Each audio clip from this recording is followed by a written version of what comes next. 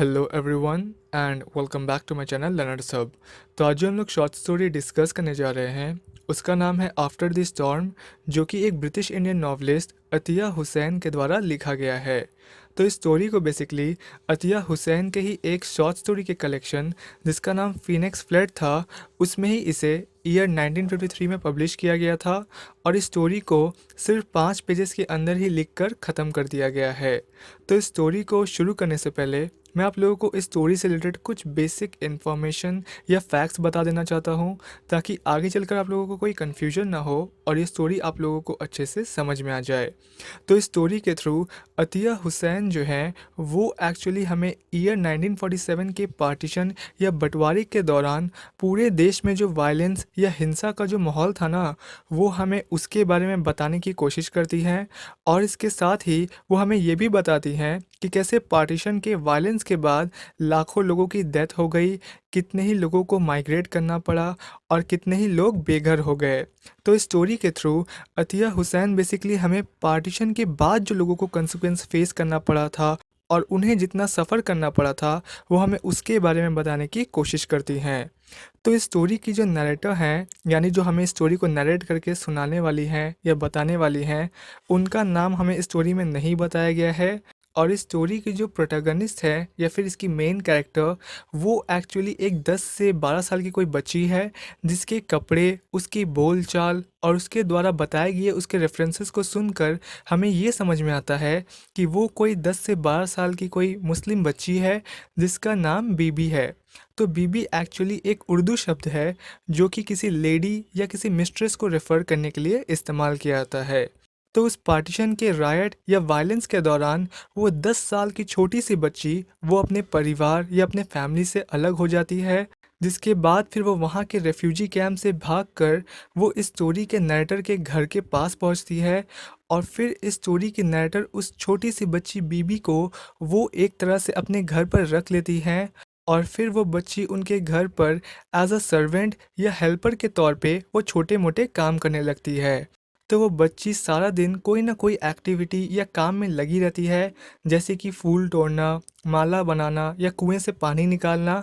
तो वो इन सब तरह के कामों में सारा दिन लगी रहती है, ताकि वो उन पार्टीशन के मेमोरीज़ को अपने दिमाग से भुला सके और वो अपनी ज़िंदगी में एक नई शुरुआत कर सके। तो चलिए, अब ये तो हो गया इस स्टोरी से रिलेटेड काफ़ी डिटेल इन्फॉर्मेशन। तो अब बिना टाइम वेस्ट किए आज का जो हमारा शॉर्ट स्टोरी है आफ्टर द स्टॉर्म, इसे हम लोग शुरू करते हैं। तो इस स्टोरी के सबसे पहले पेज में तो नरेटर हमें उस जगह के एटमॉस्फेयर, उसके सराउंडिंग और वहाँ के चीज़ों के बारे में बताती हैं। और वो हमसे ये कहती हैं कि उस घर में जहाँ पर वो रह रही होती हैं, वहाँ पर एक छोटा सा कांच का बॉटल होता है जिसमें कि बहुत सारे फूल भरे होते हैं। और वो कांच की बॉटल किसी प्रोडक्ट या सामान का बचा हुआ बॉटल होता है, जिस पर कि अभी भी कुछ पेपर चिपके होते हैं और उन्हें ठीक तरह से साफ़ नहीं किया गया होता है। और उसमें ही उन खुशबूदार फूलों को भरकर डाल दिया गया होता है, रख दिया गया होता है। फिर वो आगे कहती हैं कि उस घर में चारों तरफ धूल मिट्टी या डस्ट होता है, स्पेशली उस ग्लास बॉटल के पास जिसमें कि वो खुशबूदार फूल रखे होते हैं। और हालांकि उस घर में सभी खिड़की दरवाजे बिल्कुल बंद होते हैं, बट फिर भी ना जाने कहाँ से इतनी धूल मिट्टी उस घर में आ जाती है जब भी बाहर तेज़ गर्म हवाएं चलने लगती हैं। और इसके अलावा वो ये कहती हैं कि वहाँ के खिड़कियों पर कुछ ग्रीन कलर के पेपर या कागज़ लगे होते हैं उन खिड़कियों के शीशों पर, ताकि बाहर से तेज़ सूरज की रोशनी घर के अंदर ना आ सके, जिससे कि हमें चीज़ों को देखने में प्रॉब्लम होती है उन तेज़ सूरज की रोशनी की वजह से। फिर नरेटर हमें उस रूम में रखे कुछ खुशबूदार सफ़ेद फूलों के बारे में बताती हैं, जो कि अभी पूरे खिले भी नहीं होते हैं, यानी उन फूल की कलियां अभी खुली भी नहीं होती हैं। बट फिर भी जब उसकी मीठी या मधुर खुशबू नरेटर के ड्राई स्किन को टच करती है, तो वो नरेटर को एक कूलिंग इफेक्ट देता है। और वो फूल उस घर में एक मिट्टी से बने पॉट यानी घड़े के पास रखा होता है, जो कि उस गर्मी के मौसम से लड़ रहे होते हैं।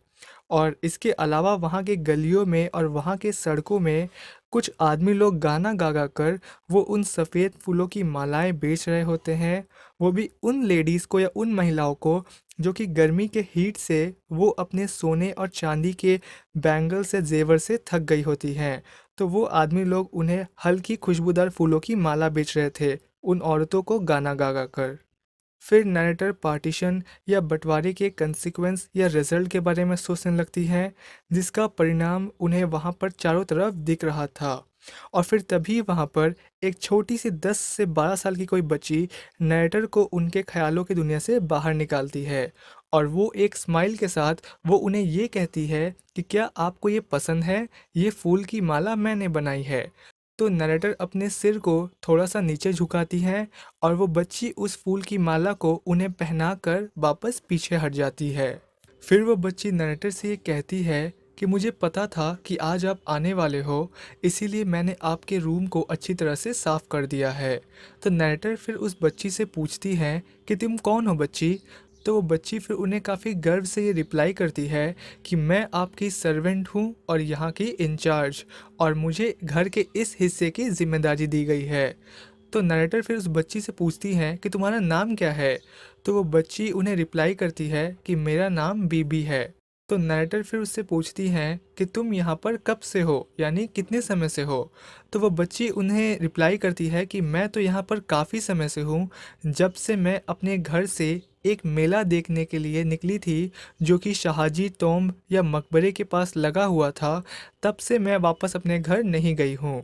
फिर वो बच्ची नरेटर से ये पूछने लगती है कि क्या आपको कुछ चाहिए, क्योंकि अभी तो सब यहाँ पर सो रहे हैं, तो आप भी कुछ देर थोड़ा आराम कर लीजिए, तब तक मैं आपके लिए चाय लेकर आती हूँ।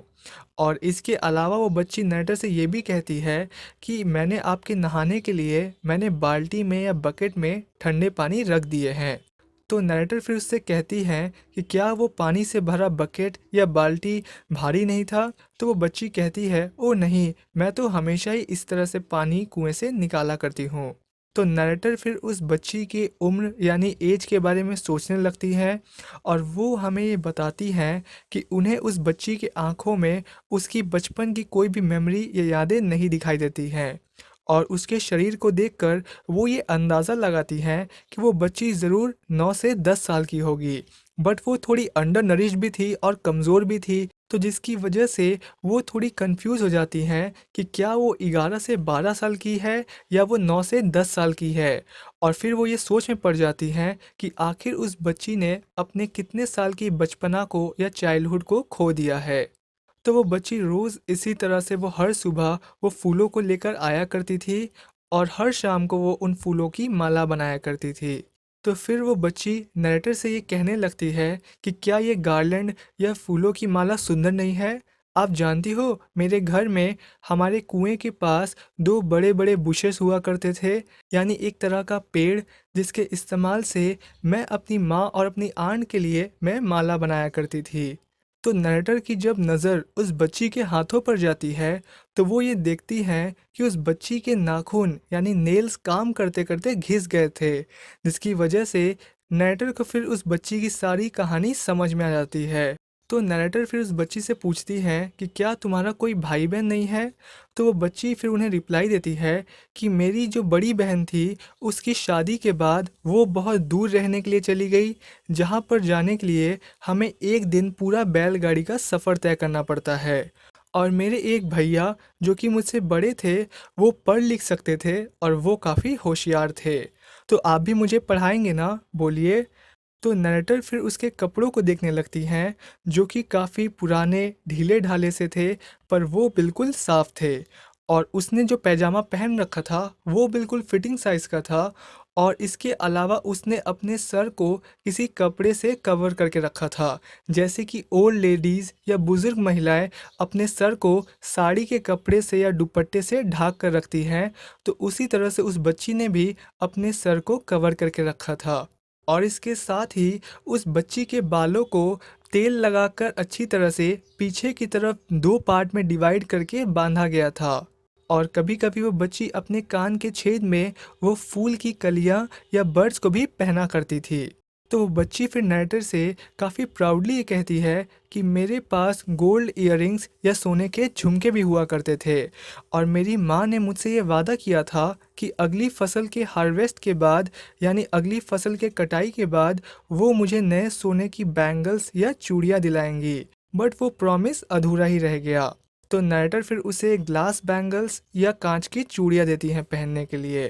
फिर नैटर हमसे आगे कहती हैं कि बाद में जब वो बच्ची उनके लिए चाय लेकर आती है तो वो नैटर से ये कहने लगती है कि क्या आपको ये इंग्लिश केक पसंद है? मेरी माँ तो इतना अच्छा हलवा बनाया करती थी कि अगर आप उसे खाती ना तो आपको वो ज़रूर पसंद आता। तो नैटर फिर उससे पूछती हैं कि क्या तुम्हें तुम्हारे पिता की याद नहीं? तो वो फिर उनसे कहती है कि मेरे पिता की बहुत पहले ही डेथ या मृत्यु हो गई है और हम लोग अपने अंकल और आंट के साथ रहा करते थे। और मेरे अंकल अपने फील्ड में या खेत में काम के लिए उन्होंने कुछ मज़दूरों को या लेबरर्स को भी काम पे रखा था।